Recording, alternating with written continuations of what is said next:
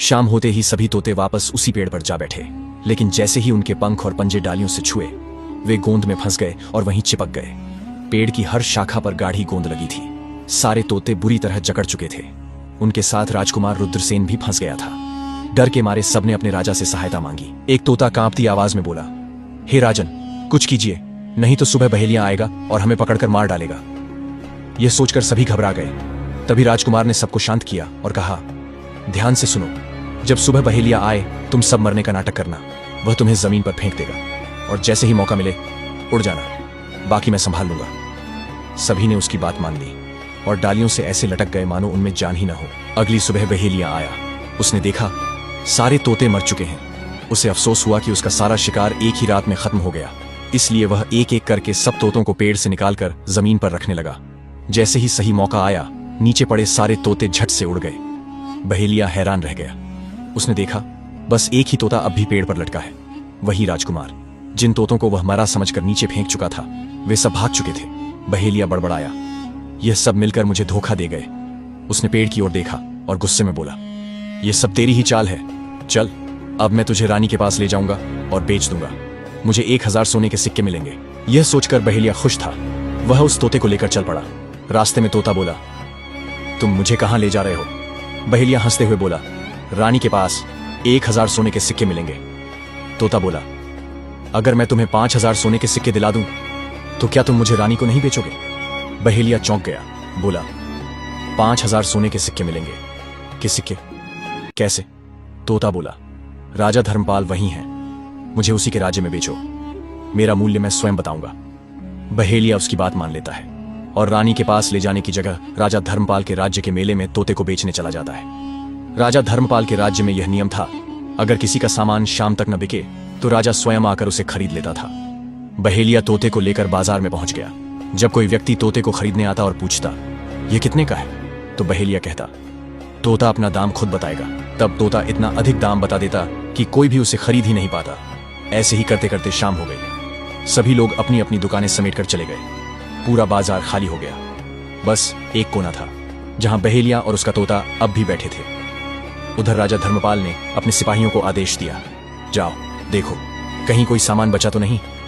जब सिपाही बाजार पहुंचे तो उन्होंने देखा एक बहेलिया अब भी बैठा है और उसके पास एक बोलता हुआ तोता है। सिपाहियों ने पूछा, बहेलिए, तेरा तोता अब तक क्यों नहीं बिका? उसकी बात सुनकर सिपाही हैरान रह गए। वे आपस में बोले, यह तोता तो अपना मूल्य खुद बता रहा है। फिर वे सीधे राजा धर्मपाल के पास पहुंचे और सारी बात विस्तार से बताई। बोले, महाराज, एक बहेलिया एक बोलता हुआ तोता लेकर अब तक बाजार में बैठा है आगे, और इतना महंगा बताता है कि शायद इसी वजह से कोई उसे खरीद नहीं सका। राजा ने उत्सुकता से पूछा, वह कितना मूल्य बता रहा है? सिपाही बोले, महाराज, वह 5000 सोने के सिक्के मांग रहा है। राजा ने गहरी सांस ली और कहा, 5000 सोने के सिक्के? यदि हम उसे नहीं खरीदेंगे तो लोग कहेंगे कि हमारे राज्य के बाजार में एक तोता तक नहीं बिक सका। यह हमारे राज्य की प्रतिष्ठा पर आघात होगा। इतना कहकर राजा अपने मंत्रियों के साथ रथ पर सवार हुआ और सीधा बाजार पहुंचा।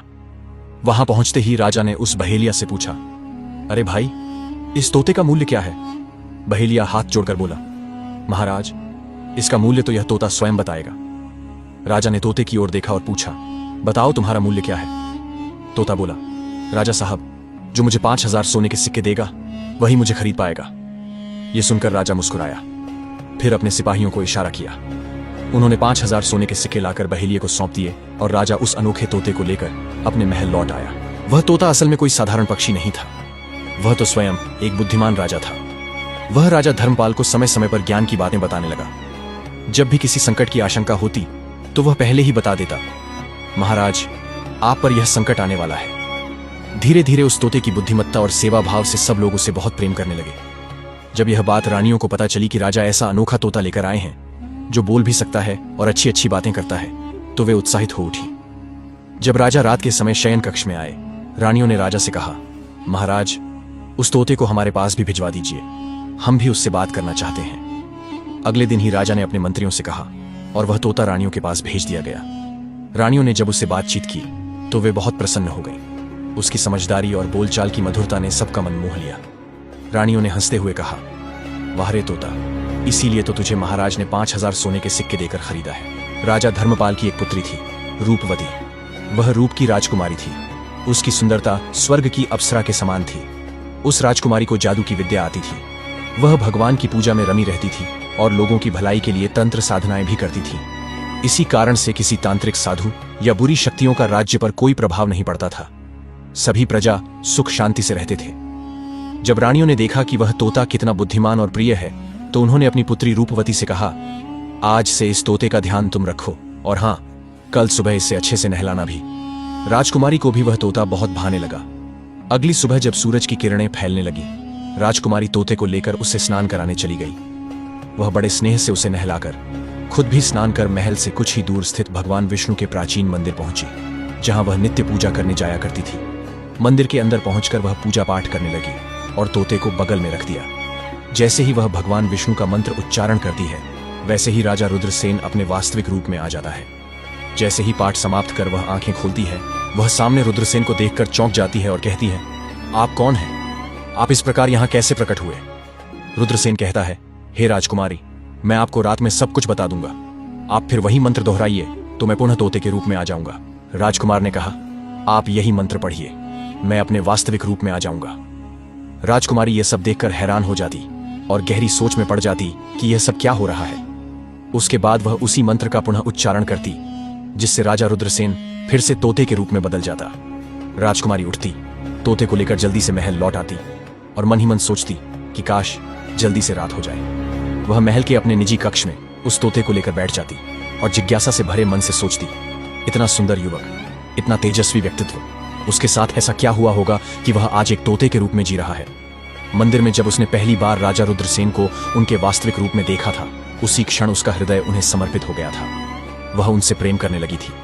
जैसे ही रात होती और आकाश में तारे झिलमिलाने लगते, वह तोते को लेकर अपने शयन कक्ष में चली जाती। वहीं वह मंत्र का उच्चारण करती और देखते ही देखते वह तोता एक सुंदर युवक में परिवर्तित हो जाता। राजा रुद्रसेन अपने वास्तविक रूप में आकर बिस्तर पर बैठते और राजकुमारी रूपवती को अपनी पूरी कहानी धीरे धीरे सुनाने लगते। कैसे वह राजा बना, कैसे कम उम्र में उसका विवाह हुआ, कैसे 7 रानियों से उसका विवाह कराया गया और किस प्रकार उन्हीं रानियों ने उसे धोखा दिया। उसने बताया कि कैसे एक तांत्रिक की साजिश के कारण उसे तोते का रूप धारण करना पड़ा। अंत में राजा ने विनम्र स्वर में कहा, हे सुंदर राजकुमारी, मुझे क्षमा करना, लेकिन यह बात किसी से भी मत कहना। यदि यह रहस्य खुल गया तो मेरी जान चली जाएगी। राजकुमारी रूपवती ने राजा का हाथ अपने हाथों में लिया और वचन दिया कि वह यह बात किसी से भी नहीं बताएगी, यहां तक कि अपने माता पिता से भी नहीं। और राजकुमारी ने अपना वचन निभाया।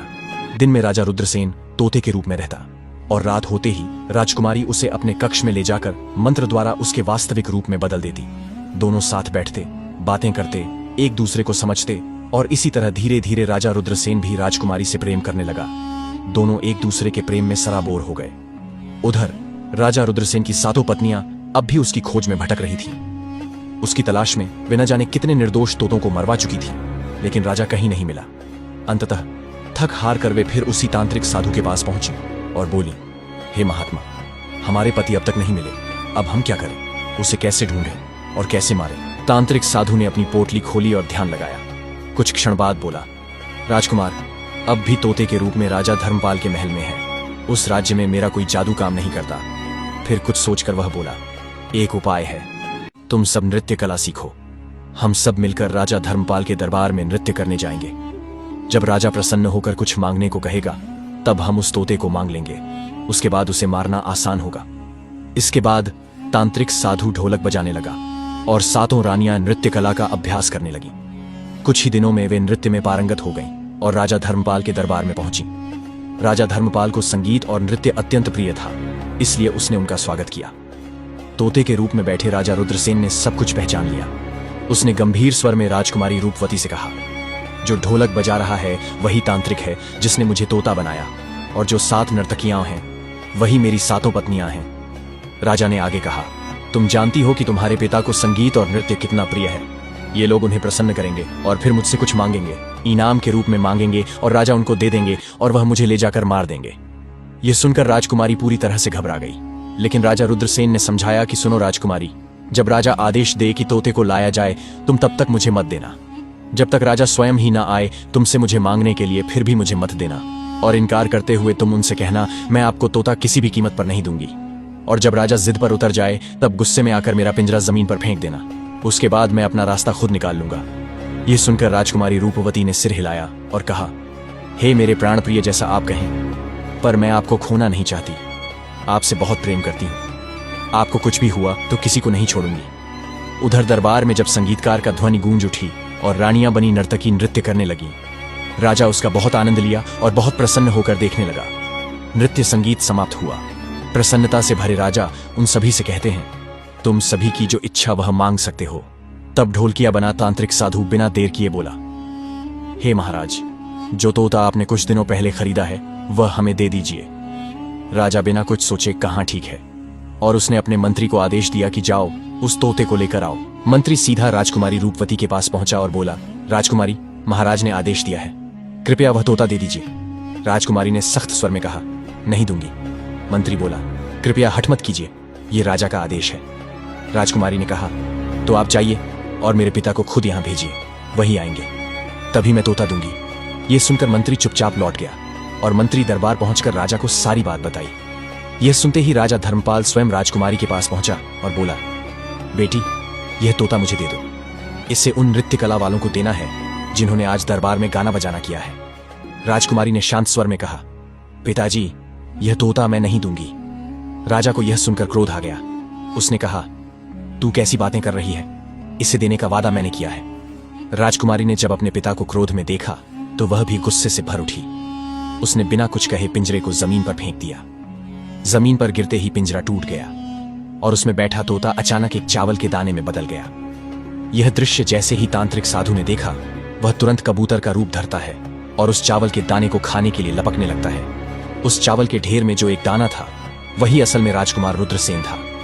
जैसे ही वह कबूतर उस दाने को खाने के लिए झपटा, राजकुमार अचानक बाज का रूप धारण कर लेता है और तेजी से उड़कर कबूतर पर टूट पड़ता है। एक ही झटके में वह कबूतर मारा जाता है और उसी के साथ तांत्रिक साधु का अंत हो जाता है। यह दृश्य देखकर राजा धर्मपाल आश्चर्यचकित रह जाता है। कबूतर को मारने के बाद राजा रुद्रसेन फिर से तोते का रूप ले लेता है। जैसे ही उस तांत्रिक साधु का मृत्यु होता है, उसके जादू का प्रभाव खत्म होते ही तोता बने रुद्रसेन अपने तेजस्वी रूप में एक सुंदर राजा बन जाता है। अब राजकुमारी रूपवती अपने पिता धर्मपाल को पूरे घटनाक्रम की सच्चाई बता देती है। राजा रुद्रसेन विनम्र स्वर में कहता है, महाराज, मैं भी एक राजा हूं और आपकी पुत्री से सच्चा प्रेम करता हूं। मैं उनसे विवाह करना चाहता हूं। राजा धर्मपाल अपनी पुत्री की ओर देखता है और पूछता है, बेटी, क्या तुम भी इससे विवाह करना चाहती हो? राजकुमारी मुस्कुराकर कहती है, हाँ पिताजी, मैं भी इनसे प्रेम करती हूँ। उसके बाद राजा धर्मपाल नर्तकी बनी 7 रानियों को महल के सबसे बड़े कारागार में आजीवन कारावास के लिए सैनिकों को आदेश देते हैं। सैनिक उन सभी रानियों को आजीवन कारावास में डाल देते हैं। उसके बाद राजा रुद्रसेन और राजकुमारी रूपवती का विवाह महल में धूमधाम से संपन्न होता है। विवाह के बाद रुद्रसेन अपनी पत्नी के साथ अपने राज्य लौटता है। अब वह अपनी नई रानी के साथ सुखपूर्वक जीवन व्यतीत करने लगता है। निष्कर्ष, एक स्त्री के छल, एक पुरुष के मोह और एक गुरु की चेतावनी से जन्मी यह कथा केवल एक कहानी नहीं, बल्कि स्त्री पुरुष संबंधों के विश्वास, भ्रम और परिणामों का जीवंत प्रतीक है। राजकुमार रुद्रसेन ने सच्चे हृदय से प्रेम किया, विश्वास किया, पर जब उन्हीं स्त्रियों ने उसके विश्वास को छल और षड्यंत्र की आग में झोंका तो वह एक शक्तिशाली राजा से एक असहाय तोता बन गया। 7 रानियों का धोखा, एक तांत्रिक की माया और जीवन की कठिन परीक्षा उसे भीतर तक तोड़ने को आई, पर वह टूटा नहीं, क्योंकि उसके भीतर सच्चाई को जानने की आग और न्याय की चेतना बाकी थी। यह कथा हमें सिखाती है कि जब स्त्री प्रेम छोड़कर छल की राह पकड़ती है तो उसका विष पीढ़ियों तक विनाश का कारण बन सकता है, और जब पुरुष मोह और अंधभक्ति में अपनी विवेक शक्ति खो देता है तो वह स्वयं अपने जीवन का विध्वंसक बन जाता है। पर अंततः जिसने त्रिया चरित्र को पढ़ा, भोगा और समझा, वही जान पाया कि स्त्री यदि एक ओर ममता है तो दूसरी ओर माया जाल भी, और राजा यदि न्याय है तो मोह में पड़कर अन्याय भी बन सकता है। यही इस कथा की अमर चेतावनी है। त्रिया चरित्र जाने ना कोई, कसम मार के सती हुई।